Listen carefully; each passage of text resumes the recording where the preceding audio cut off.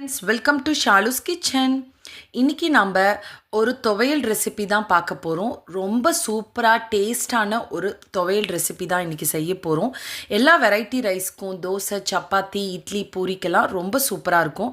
இது செய்கிறது ரொம்பவே சிம்பிள் தான். வாங்க இதுக்கு தேவையான பொருட்கள் என்னென்னன்றதை பார்த்துக்கலாம். நான் ஒரு கைப்பிடி அளவுக்கு புதினா, கொத்தமல்லி, கருவேப்பிலை இது மூணுமே நான் சேர்த்துருக்கேன். நல்லா வாஷ் பண்ணிவிட்டு எடுத்து வச்சுக்கோங்க. இது கூட ஒரு பாதி அளவுக்கு தேங்காய் துருவல் எடுத்திருக்கேன். இது பார்த்திங்கன்னா ஒரு கப் அளவுக்கு வரும். நெக்ஸ்ட்டு ஒரு 6 காஞ்ச மிளகாய், 5 பச்சை மிளகாய், ஒரு நெல்லிக்காய் சைஸில் புளி எடுத்திருக்கேன். இது கூட 2:1 ரேஷியோவில் நீங்கள் இஞ்சி 2 பங்குனா பூண்டு 1 பங்கு எடுத்துக்கோங்க. இது வடகம், மீன் குழம்புக்கெலாம் நம்ம யூஸ் பண்ணுவோம் இல்லையா, அந்த வடகம் தான். இதுதான் இந்த ரெசிபிக்கு ரொம்பவே டேஸ்ட் கொடுக்கும். கூடவே வெள்ளை உளுந்து எடுத்திருக்கேன். ஃபஸ்ட்டு நாம் இந்த பொருட்களெல்லாம் வச்சு எப்படி இந்த துவையலை ரெடி பண்ணலான்றதை பார்க்கலாம். அதுக்கு நான் ஒரு கடாய் எடுத்திருக்கேன். கொஞ்சமாக எண்ணெய் சேர்த்ததும், எண்ணெய் சூடானதும் ஃபஸ்ட்டு நம்ம இந்த வடகத்தையும் வெள்ளை உளுந்தையும் வறுத்து தனியாக எடுத்து வச்சுக்கலாம். இது ரெண்டுமே பார்த்திங்கன்னா ரொம்ப ரொம்ப ஃப்ளேவரும் டேஸ்ட்டும் கொடுக்கக்கூடியது. இது ரெண்டையும் நீங்கள் எந்த கீரை ரெசிபியோ இல்லை இந்த மாதிரி துவையல் ரெசிபிக்கோ நீங்கள் வறுத்து ஆட் பண்ணிங்கன்னா ரொம்ப டேஸ்ட் நல்லாயிருக்கும். இது நல்ல குளிர்ச்சியும் கூட உடம்புக்கு. இதில் கடுகுலாம் சேர்ந்துருக்கும் இந்த வடகத்தில். அதனால் நல்லா பொரிஞ்சி இந்த வெள்ளை உளுந்தெல்லாம் கலர் மாறி வரணும். இப்போ பாருங்கள், இது நல்லாவே கலர் மாறி நமக்கு கிடச்சிருக்கு. இப்போ இதை தனியாக ஒரு பிளேட்டில் எடுத்து ஆற வச்சுக்கலாம். இந்த மாதிரி எல்லாத்தையும் எடுத்து ஆற வச்சுக்கோங்க.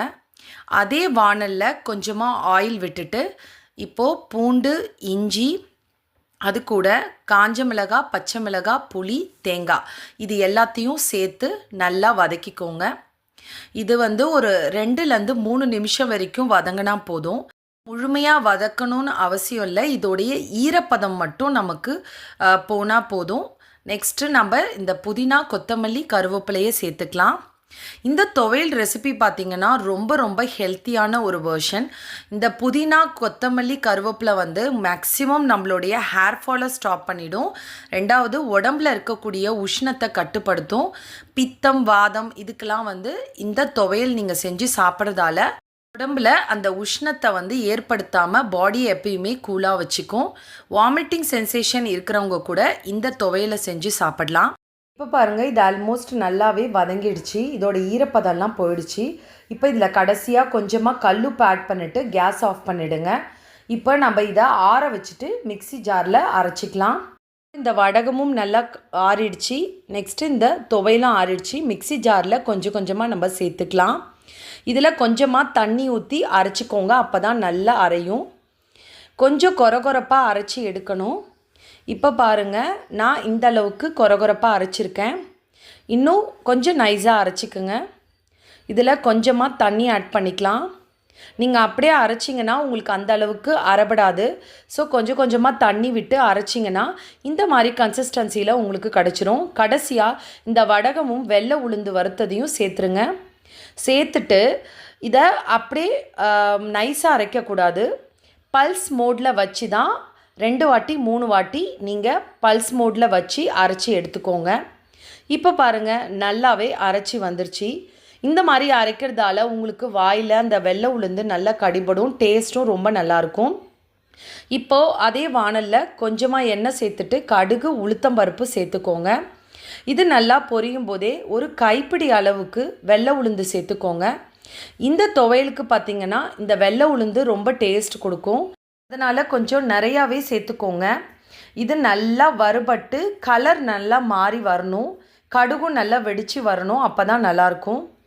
இப்போது துவையலை கொஞ்சம் கொஞ்சமாக இதில் சேர்த்துக்கலாம். மிச்சம் இருக்கிறத கொஞ்சமாக தண்ணி ஊற்றி அலசி இதில் சேர்த்துருங்க. இப்போது கரண்டியால் நல்லா மிக்ஸ் பண்ணி விடுங்க.